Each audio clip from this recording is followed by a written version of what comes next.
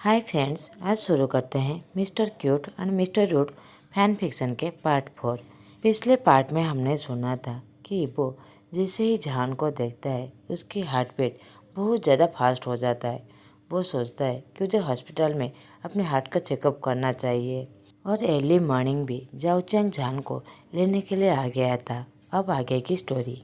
अब हमें यूनिवर्सिटी दिखाया जाता है। आज यूजुअल की तरह जहान और इबिन दोनों यूनिवर्सिटी के कैंपस के चारों तरफ घूम रहे थे। उन लोगों का क्लास जस्ट फिनिशिंग हुआ था, उनका कोई दूसरा क्लास नहीं था। तो वो दोनों ने डिसाइड की थी कि कुछ देर बाद वो दोनों घर वापस चले जाएंगे। इबिन कहता है, हे जान, तुमने कल रात को मेरे मैसेज का क्यों कुछ रिप्लाई नहीं दिया था? मैंने तुम्हें कहा था ना, तुम जैसे ही घर पहुंच जाओ मुझे बता देना। दूसरी तरफ जान, जो अपने सामने में देखकर बहुत ज़्यादा बिजी था, वो इबो की तरफ देख रहा था जो प्लेग्राउंड में बास्केटबॉल की प्रैक्टिस कर रहा था। इबिन देखता है जैसे जान उसके कोई सवालों का जवाब नहीं देता, तो उसके सर पर स्लाइटली हिट करते हुए कहता है, हे जान, तुमने सुना कि मैंने अभी क्या कहा?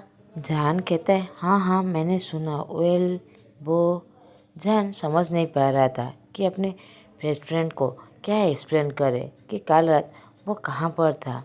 वो उसका बेस्ट फ्रेंड है, कुछ उसे गलत समझ लिया तो? अगर वो समझ लिया कि जान कोई मैन नहीं है, वो स्ट्रेट नहीं है, ऑफ कोर्स कोई भी ये बात सुनेगा तो वो यही भी समझेगा। जान कुछ देर सोचने के बाद कहता है, आई एम सॉरी, मैं कल रात को बहुत ज़्यादा टायर्ड हो गया था, इसलिए मैं भूल गया था कि तुम्हें कॉल करने के लिए। प्लीज़ भूल जाओ ना और मेरे लिए वरीड मत हो। और वो अपनी बनी से स्माइल देता है। कोई भी उसकी ऐसी स्माइल देखकर इजीली मेल्ट हो जाता था। इबिन स्मूथली जान के सर को पैट करते हुए कहता है, ठीक है मैं भूल जाऊंगा, मगर दोबारा ऐसे रिपीट मत करना। तुम अपना ख्याल रखना। ये बात सुनकर जान गिगल करने लगता है। कहीं दूर से एक इंसान उन दोनों की तरफ देख रहा था। उसकी आंखें गुस्से से पूरी तरह रेड हो गया था। ये बात डाउट नहीं था कि वो भी एक इंसान की खून करने वाला था, जो इबिन था। हाँ, वो और कोई नहीं, हमारा हैंडसम मैन वांग गिबो था। वो पहले से ऑब्जर्व कर लिया था जब जान और इबिन दोनों यूनिवर्सिटी कैंपस के अंदर आ रहे थे, मगर वो ऐसा प्रिटेंड कर रहा था जिसे उसने नोटिस ही नहीं की थी। मगर जैसे ही वो जान की बनी से स्माइल देखता है, उसकी हार्ट बीट पूरी तरह स्किप हो गया था। जैसे ही उसे रियलाइज होता है कि वो स्माइल उसके लिए नहीं, वो ब्राट इबिन के लिए है, तो उसकी आंखों का कलर पूरी तरह चेंज हो गया था, खून में बदल गया था। वो गुस्से से कहता है, ये कैसे हो सकता है? वो बस दूसरों के सामने इस तरह कैसे मुस्कुरा सकता है? वो बस मेरे लिए है, वो मुझे बिलोंग करता है, ओनली मी। ये सोचते हुए वो ग्राउंड से बाहर की तरफ आ जाता है और जान इबिन को फॉलो करने लगता है।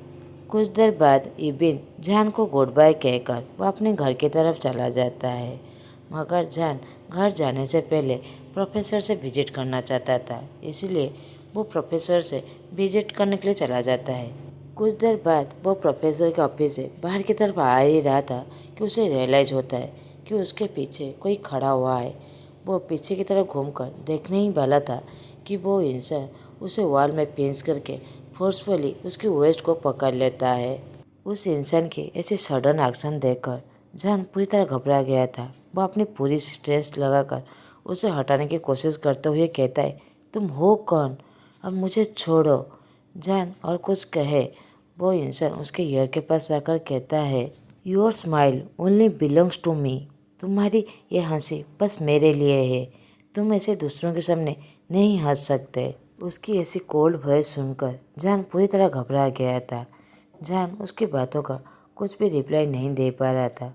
वो पूरी तरह कंफ्यूज था कि वो इंसान क्या कह रहा है, एग्जैक्टली उसे क्या कहना चाहता है। उस इंसान की वॉइस उसे कुछ फैमिलियर लग रहा था, मगर वो याद नहीं कर पा रहा था। वो उससे पहले कुछ सोचे या फिर कुछ कहे, उससे पहले ही उसे एहसास होता है कि वो इंसान उसके नेक के साइड में उसे किस कर रहा है। जान कुछ भी समझ नहीं पा रहा था, उसका दिमाग पूरी तरह खाली हो गया था। वो पूरी तरह डर गया था उसी समय। वो समझ नहीं पा रहा था क्या कहे। वो बस डरते हुए कहता है, प्लीज़ ऐसा मत करो, मुझे हर्ट मत करो। जान ये सारी बातें रोते हुए कह रहा था। वो बहुत ज़्यादा इनोसेंट और नेव है। वो सोच रहा था कि वो इंसान अभी उसे हार्म करने वाला है। कुछ ही सेकंड में जान को फील होता है कि वो इंसान उसके वेस्ट को धीरे धीरे छोड़ रहा है। वो जैसे ही पीछे मुड़कर देखता है कि वो इंसान वहाँ पर नहीं था। वो कुछ ऐसे गायब हो गया था जैसे वो मैजिक जानता हो। वो चारों तरफ देखने लगता है कि वो रूड और स्कैरी मैन कहीं वहाँ पर छुप के तो नहीं खड़ा हुआ है। वो थोड़ी सी सांसें छोड़ते हुए कहता है, नहीं, मुझे लगता है वो चला गया है और मुझे यहाँ पर नहीं रुकना चाहिए। मुझे अभी घर जाना है। ये सोचकर वो दौड़ के जाकर अपनी साइकिल को लेकर वहाँ से चला जाता है। अब हमें इबो के बारे में दिखाया जाता है। वो जो स्कैरी मैन उसे केस करा था वो और कोई नहीं, हमारा इबो था। जैसे ही इबो को रियलाइज़ होता है कि जान रो रहा है तो वो अपने केस को ब्रेक करता है और उसके वेस्ट को छोड़ देता है। उसे फील हो गया था कि जान की बॉडी डर के वजह से वाइब्रेट हो रहा है, मगर इबो वो ये सब कुछ नहीं चाहता था। वो बस हंसते हुए देखना चाहता था, मगर उसकी इम्पेशंस के वजह से ये इसे स्टूपिड हरकत करा दी और उसने उसे रुला दिया, मगर वो सच्ची में ये सब कुछ नहीं चाहता था। जैसे ही जान पीछे मुड़कर देखने की कोशिश कर रहा था कि इब्बो पूरी तरह स्ट्रेंथ लगाकर वहाँ से दौड़ के जाकर एक पिलर के पीछे छुप जाता है। कुछ ही सेकंड में उसे रियलाइज होता है कि जान वहाँ से चला गया है। तो वह बाहर की तरफ आकर बहुत सी सांसें छोड़ते हुए कहता है, रियली मैं कितना ज़्यादा स्टूपिड हूँ। व्हाट द हेल, मैंने अभी क्या कर दिया। मैं विश करूँ कि वो मुझे मेरी वॉइस को याद ना रखे, नहीं तो वो मुझे नफरत करने लगेगा।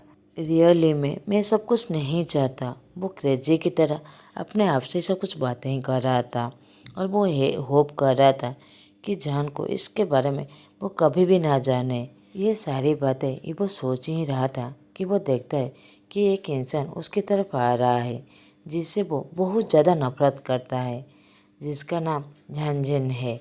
उसे पता नहीं उसे भाई उसे इतना ज़्यादा लाइक क्यों करता है। झांझन बड़ी से मुस्कुराहट देते हुए कहता है, हे इबो, मैं तुम्हें कब से ढूंढ रहा था।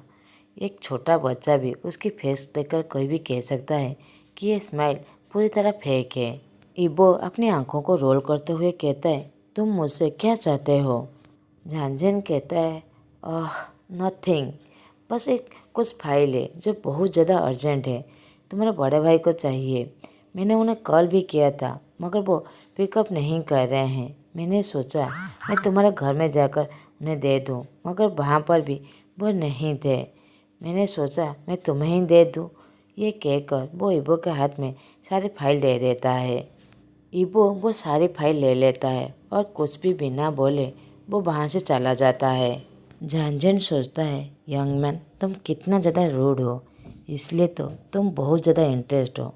हाँ, मैं तुम्हें अभी देखना चाहता था कि तुम कितना ज़्यादा क्यूट हो। हाँ, मगर वो ये सारे टाइम वहाँ पर ही खड़ा हुआ था।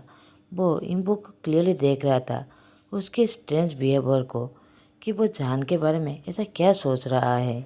दूसरी तरफ जान जो घर की तरफ जा रहा था, आज वो साइकिल से ही घर जा रहा था क्योंकि उसका भाई थोड़ा सा बिजी था, इसीलिए वो साइकिल से यूनिवर्सिटी आया था और अभी घर की तरफ जा रहा था।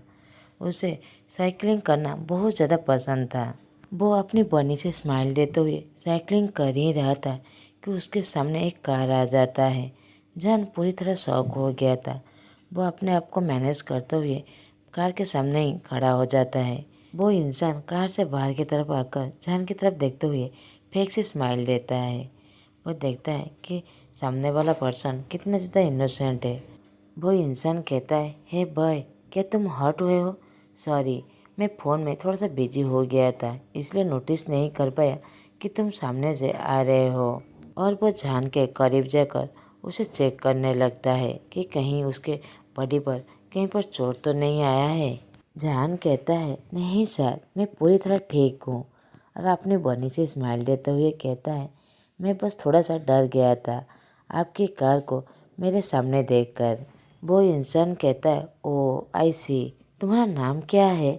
जान कहता है, मेरा नाम शाहजहान है। और आपका सर। वो इंसान चक्कर्स करते हुए कहता है, क्या मैं हैंडसम नहीं हूँ? मेरा नाम झांझेन है और तुम मुझे सर बुलाना बंद करो। मैं इतना ज़्यादा ओल्ड भी नहीं हूँ। जान एम्बेरसमेंट के वजह से उसका फेस पूरी तरह रेड हो गया था। उसकी ऐसी बिहेवियर की वजह से वो अपने आप को गालियाँ देने लगता है और कहता है, ओके तो फिर मुझे जाना चाहिए। सामने वाला पर्सन कुछ भी रिप्लाई दे उससे पहले ही जैन फुल स्पीड में अपनी साइकिल को राइड करते हुए वो अपने घर की तरफ चला जाता है। झांझिन जैन की तरफ देख रहा था और इविल से स्माइल देते हुए सोचता है, वाह इबो, नो डाउट इसका स्माइल कितना ज़्यादा क्यूट है। ये तो आयरन रॉड को भी मेल्ट कर दे। और इस बात की मैं डाउट भी नहीं कर सकता कि तुम्हारा बिहेवियर इतना ज़्यादा स्ट्रेंज कैसे हो गया। अब तो मेरा खेल शुरू हुआ। दूसरी तरफ हमें ईबो का घर दिखाया जाता है, जहाँ पर ईबो अपने कमरे में बहुत ज़्यादा फ्रस्ट्रेशन से बैठा हुआ था। वो सोचता है कि उसे पता नहीं उसे क्या हो गया है। वो ऐसे स्टुपिडिटी रिएक्ट कैसे कर सकता है। मैंने उसे इस तरह कैसे गला लगा लिया। फिर मैंने उसके सामने ऐसी नॉनसेंस बातें कैसे कही कि उसकी हंसी बस मेरे लिए है। मुझे क्या परवाह है उसकी मुस्कुराहट से। वो किसी के लिए भी ऐसे हंस सकता है। ओह गॉड, मुझे क्या हो गया है? मैं ये क्या सोच रहा हूँ? वो अपने बालों को रपस करते हुए अपने आप को गालियाँ देते हुए कह रहा था। ईबो जो बहुत ज़्यादा फ्रस्ट्रेशन हो गया था, वो कंटिन्यूसली उसकी पतली कमर के बारे में वो सोच रहा था, जो उसके हाथ में पूरी तरह एक्यूरेट फिट आ रहा था। वो ये सोच रहा था कि वो डिजाइन गॉड ने जैसे एक दूसरे के लिए ही बनाया हुआ है। ईबो बस चाहता था कि वो उसे ना डरे, उसे बस प्यार दे, केयरिंग दे, डिजायर दे। वो बहुत सारी इमेज अपने मन में सोचने लगता है जब उसे बैग से हक किया था। ईबो को पता भी नहीं चलता कि वो अपने ख्यालों में इतना खो गया था कि उस बीच में वो मुस्कुरा भी रहा है। वो अपने फीलिंग के बारे में इतना ज़्यादा कॉन्फिडेंट नहीं था, मगर एक बात तो श्योर था कि उसकी हंसी बस उसके लिए है। जब से उसे पहली बार ही मिला था, उसके लिए उसके मन में एक स्ट्रेंज फीलिंग आ गया था। पता नहीं उसका नाम क्या दे वो, मगर वो बहुत ज़्यादा खुश था और वो अपने ड्रीमलैंड में चला जाता है।